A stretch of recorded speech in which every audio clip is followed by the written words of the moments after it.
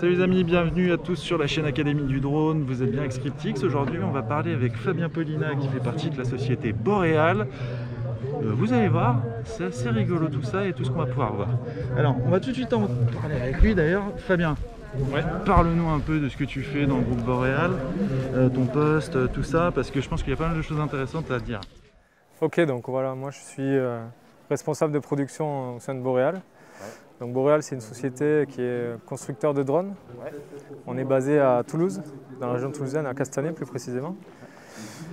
On est constructeur d'un drone qui a une forme d'avion, donc on dit une voilure fixe.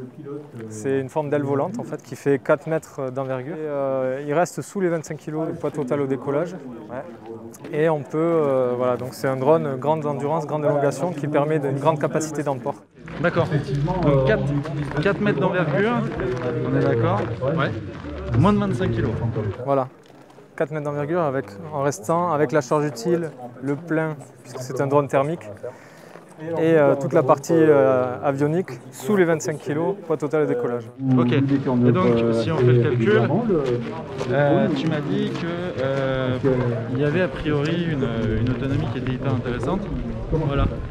Donc c'est un drone grande endurance et grande élongation, donc on essaye d'avoir une grande autonomie. Et donc avec les 5 kg, on arrive à atteindre des endurances de 8 à 10 heures d'autonomie et parcourir de 800 à 1000 km de kilomètres franchissables. On a décliné en fait le drone en 3 versions pour adresser 3 marchés bien différents. Donc le marché historique, c'est le marché de l'expérimentation scientifique. Donc le drone est orange, c'est notre couleur historique du drone. L'expérimentation scientifique, ça permet en fait, la grande capacité d'emport du drone permet de faire beaucoup d'expérimentations scientifiques, beaucoup de nouveaux capteurs, des capteurs en proto. Donc ça intéresse beaucoup les scientifiques pour ça. Ensuite, le deuxième marché, c'est le marché de la cartographie pour adresser plutôt la surveillance d'infrastructure ou la surveillance agriculture. Et le troisième marché, c'est le marché ISR, c'est-à-dire intelligence, surveillance et reconnaissance.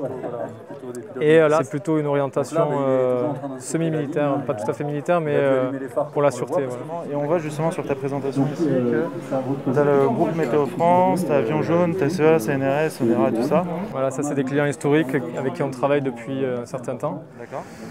Donc c'est vrai que le drone, dans sa forme telle que vous la voyez là, existe depuis environ 2009. D'accord.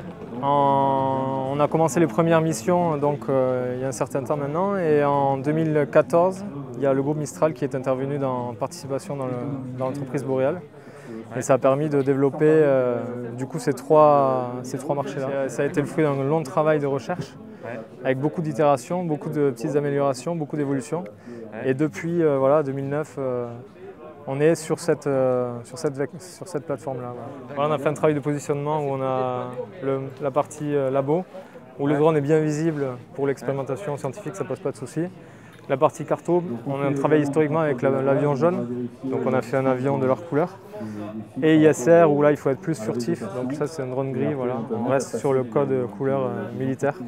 Donc là ici, donc on a le drone qui est sur son support, donc le drone est composé du fuselage, des 2 ailes qui viennent s'emboîter, donc le montage est assez simplifié on va dire, et assez rapide, c'est ça qui est aussi un avantage.